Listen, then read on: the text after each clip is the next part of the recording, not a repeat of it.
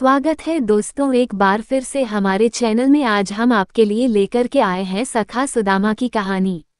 पुरुष के लिए स्वर्ग की, पृथ्वी की तथा पाताल की समस्त संपत्ति, मोक्ष एवं समस्त सिद्धियों का मूल उन परम पुरुष पुरुषोत्तम के चरणों की पूजा ही है। विप्रवर सुदामा जन्म से ही दरिद्र थे। श्री कृष्णचंद्र जब अवंती में महर्षि सांदीपनि के यहाँ शिक्षा प्राप्त करने गए, तब सुदामा जी भी वहीं गुरु के आश्रम में थे। वहां श्री कृष्णचंद्र से उनकी मैत्री हो गई। दीनबंधु को छोड़कर दीनों से भला और कौन मित्रता करेगा। श्याम सुंदर त गिने चुने दिन गुरु गृह रहे और उतने ही दिनों में वे समस्त वेद वेदांग शास्त्रादि तथा सभी कलाओं की शिक्षा पूर्ण करके चले आए। वे द्वारकाधीश हो गए। सुदामा की भी जब शिक्षा पूरी हुई, तब गुरुदेव की आज्ञा लेकर वे भी अपनी जन्मभूमि लौट आए। विवाह करके उन्होंने भी गृहस्थाश्रम स्वीकार किया। एक टूटी झोंपड़ी, फूटे टूटे दो चार पात्र और लज्जा ढकने को कुछ मैले चिथड़े, बस इतनी ही गृहस्थी थी सुदामा की। जन्म से सरल संतोषी सुदामा किसी से कुछ मांगते नहीं थे। जो कुछ बिना मांगे मिल जाए को अर्पण करके उसी पर उनका एवं उनकी पत्नी का जीवन निर्वाह होता था। प्रायः पति पत्नी को उपवास करना पड़ता था। उन दोनों के शरीर क्षीण कंकाल प्राय हो रहे थे। जिसने श्याम सुंदर की स्वप्न में भी एक झांकी कर ली, उसके हृदय से वह मोहिनी मूर्ति कभी हटती नहीं। फिर सुदामा तो उन भुवन मोहन के सहपाठी रह चुके थे। उन वनमाली के साथ अनेक दिन उन्होंने पढ़ा था, गुरु की सेवा की थी। वन में 7 कुश समिधा फल फूल एकत्र किए थे। उस मयूर मुकुटी ने उनके चित्त को चुरा लिया था। वे उसी का बराबर ध्यान करते, उसी का गुणगान करते। पत्नी से भी वे अपने सखा के रूप, गुण, उदारता आदि का बखान करते थकते न थे। सुदामा की पत्नी सुशीला थी, साध्वी थी, पतिप्रायणा थी। उसे अपने कष्ट की कोई चिंता नहीं थी, किंतु उसके दुबले क्षीणकाया धर्मात्मा पतिदेव को जब उपवास करना पड़ता था, तब उसे अपार कष्ट होता था। एक बार जब कई दिनों उपवास करना पड़ा, तब उसने डरते डरते स्वामी से कहा, महाभाग, ब्राह्मणों के परम भक्त साक्षात लक्ष्मीपति शरणागत वत्सल यादवेंद्र श्री कृष्णचंद्र आपके मित्र हैं। आप एक बार उनके पास जाइए। आप कुटुंबी हैं, दरिद्रता के कारण क्लेश पा रहे हैं, वे अवश्य आपको प्रचुर धन देंगे।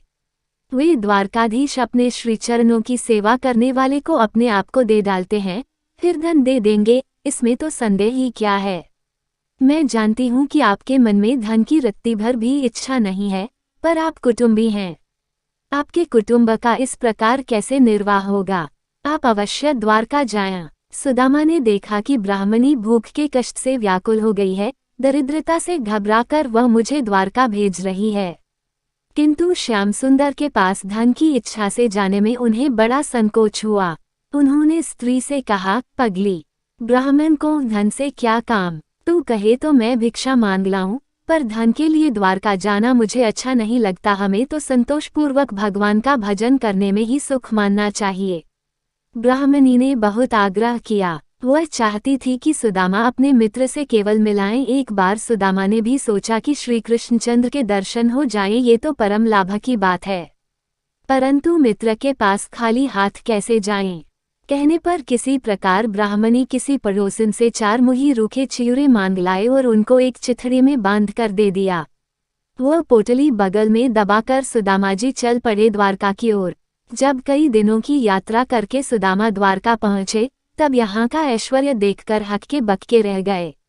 गगनचुंबी स्फटिकमणि के भवन, स्वर्ण के कलश, रत्नखचित दीवारें, स्वर्ग भी जहाँ फीका झोपड़ी सा जान पड़े। उस द्वारका को देखकर दरिद्र ब्राह्मण थक रह गए।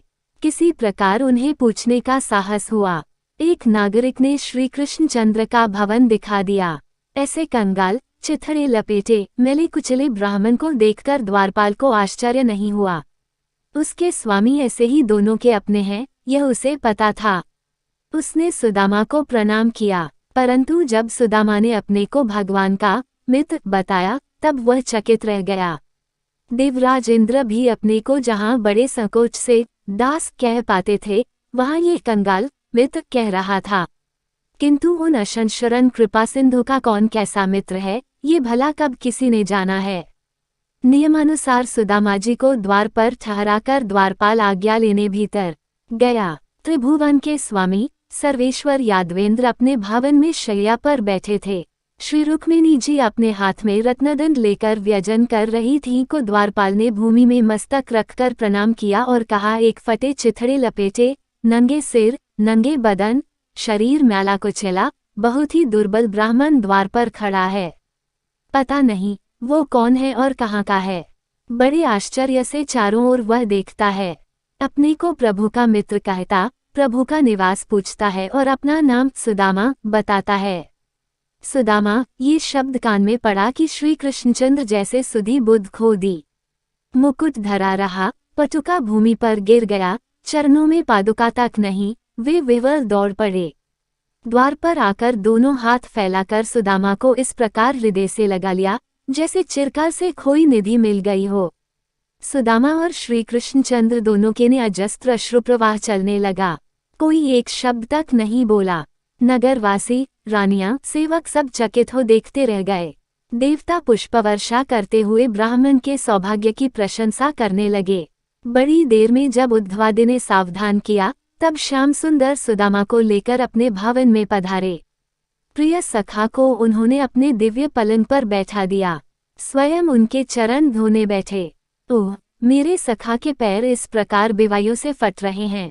इतनी दरिद्रता, इतना कष्ट भोगते हैं ये विप्रदेव। हाथ में सुदामा का चरण लेकर कमलालोचन अश्रु गिराने लगे। उनकी नेत्र जलधारा से ही ब्राह्मण के चरण धुल गए। रुक्मिणी जी ने भगवान की यह भाव विहल दशा देखकर अपने हाथों चरण धोए। जिन भगवती महालक्ष्मी को कृपा कोर की याचना सारे लोकपाल करते हैं, ये आदरपूर्वक कंगाल ब्राह्मण का पाद प्रक्षालन करती रहीं। द्वार की शने वह चरणोदक अपने मस्तक पर छिड़का, तमाम महलों में छिड़कवाया। दिव्य गंधायुक्त चंदन, दूब, अगुरु, कुमकुम, धूप, दीप, पुष्प, माला आदि से विधिपूर्वक सुदामा की भगवान ने पूजा की।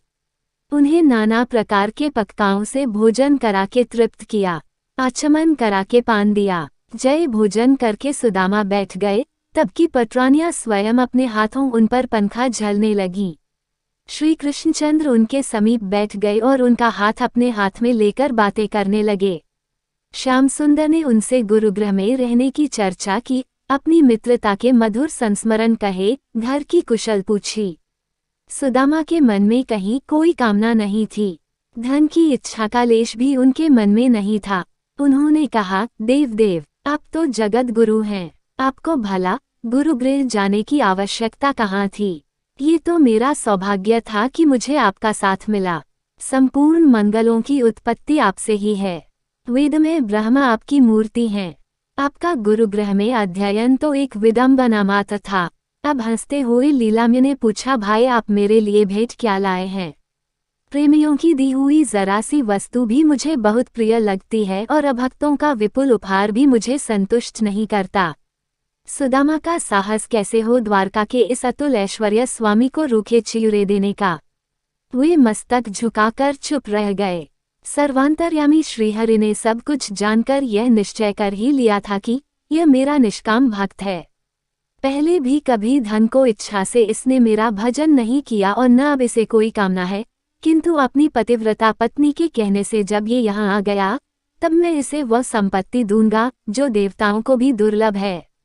यह क्या है? भाभी ने मेरे लिए जो कुछ भेजा है, उसे आप छिपाई क्यों जा रहे हैं? ये कहते हुए श्री कृष्णचंद्र ने स्वयं पोटली खींच ली। पुराना जीर्ण वस्त्र फट गया, चियूरे बिखर पड़े। भगवान ने अपने पीठपट में कंगाल की निधि के समान उन्हें शीघ्रता से समेटा और एक मुट्ठी भरकर मुख में डालते हुए कहा, मित्र, यही तो मुझको परम प्रसन्न करने वाली प्रिय भेंट है। ये चियूरे मेरे साथ समस्त विश्व को तृप्त कर देंगे। बड़ा मधुर, बहुत स्वादिष्ट, ऐसा अमृत जैसा पदार्थ तो कभी कहीं मिला ही नहीं। इस प्रकार प्रशंसा करते हुए जब श्री कृष्णचंद्र ने दूसरी मुट्ठी भरी, तब रुक्मिणी जी ने उनका हाथ पकड़ते हुए कहा, प्रभु बस कीजिए, मेरी कृपा से इस लोक और परलोक में मिलने वाली सब प्रकार की संपत्ति तो इस एक मुट्ठी चियूर से ही इस ब्राह्मण को मिल चुकी। अब इस दूसरी मुट्ठी से आप और क्या करने वाले हैं? अब आप मुझ पर दया कीजिए। भगवान मुट्ठी छोड़कर मुस्कुराने लगे। कुछ दिनों तक सुदामा जी वहां रहे। श्री कृष्णचंद्र तथा उनकी पटरानियों ने बड़ी सेवा की उनकी। अंत में अपने सखा की आज्ञा लेकर वे घर को विदा हुए। लीलाम्य ने दूर तक पहुंचाकर उनको विदा किया। सुदामा जी को धन की तनिक भी इच्छा नहीं थी। श्री कृष्णचंद्र बिना मांगे ही बहुत कुछ देंगे, ऐसी भावना भी उनके हृदय में नहीं उठी थी। द्वारका से कुछ नहीं मिला, इसका उन्हें कोई खेद तो हुआ ही नहीं। उल्टे वे सोचते जा रहे थे, ओह, मैंने अपने परम उदार सखा की ब्राह्मण भक्ति देखी, कहाँ तो मैं दरिद्र पापी और कहाँ वे एक लक्ष्मी निवास पुण्य चरित्र। किंतु मुझे उन्होंने उल्लसित होकर हृदय से लगाया, अपनी प्रिया के पलंग पर बैठाया, मेरे चरण धोए। साक्षात श्रीलक्ष्मी जी की अवतार रुक्मिणी जी मुझ पर चंवर करती रहीं। मेरे परम सुहृद श्री कृष्ण कितने दयालु हैं। मनुष्य को उनके चरणों की सेवा करने से हो तीनों लोकों की संपत्ति, सब सिद्धियां और मोक्ष तक मिल जाता है। उनके लिए मुझे धन देना कितना सरल था, किंतु उन दयाम्य ने सोचा कि यह निर्धन धन पाकर मतवाला हो जाएगा और मेरा स्मरण नहीं करेगा, अतः मेरे कल्याण के लिए उन्होंने धन नहीं दिया। धन्य सुदामा घर में भूखी स्त्री को छोड़ आए हैं, अन्न वस्त्र का ठिकाना नहीं, पत्नी को जाकर क्या उत्तर देंगे, इसकी चिंता नहीं। राजराजेश्वर मित्र से मिलकर कोरे लौटे, इसकी ग्लानि नहीं। धन के लिए धन के भक्त भगवान की आराधना करते हैं और धन न मिलने पर उन्हें कोसते हैं, किंतु सुदामा जैसे भगवान के भक्त तो भगवान को ही चाहते हैं, पर भगवान के पास सुदामा पत्नी की प्रेरणा से गए थे। सुदामा के मन में कोई कामना नहीं थी, पर पत्नी ने धन पाने की इच्छा से ही प्रेरित किया था उन्हें। भक्तवान छकालपतरु भगवान ने विश्वकर्मा को भेजकर उनके ग्राम को द्वारका जैसी भव्य सुदामापुरी बनवा दिया था।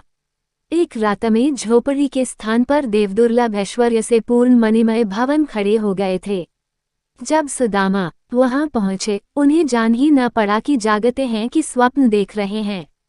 कहाँ मार्ग भूलकर पहुंच गए, ये भी वे समझ नहीं पाते थे। इतने में बहुत से सेवकों ने उनका सत्कार किया, उन्हें भवन में पहुंचाया। उनकी ब्राह्मणी अब किसी स्वर्ग की देवी जैसी हो गई थी। उसने सैकड़ों दासियों के साथ आकर उनको प्रणाम किया, उन्हें घर में ले गई। सुदामा जी पहले तो विस्मित हो गए, पर पीछे सब रहस्य समझकर भावगद्गद हो गए। वे कहने लगे, मेरे सखा उदार चक्र चूड़ामणि हैं। वे मांगने वाले को लज्जित न होना पड़े, इसलिए चुपचाप छिपाकर उसे पूर्ण काम कर देते हैं। परंतु मुझे ये संपत्ति नहीं चाहिए। जन जन मैं उन सर्वगुणागार की विशुद्धि भक्ति में लगा रहूं, यही मुझे अभीष्ट है।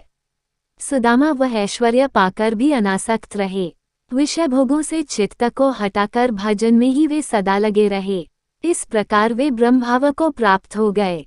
तो दोस्तों, कैसी लगी आपको ये कहानी? अगर आपको कहानी पसंद आई हो तो कमेंट करके हमें जरूर बताएं और चैनल को सब्सक्राइब करना ना भूलें।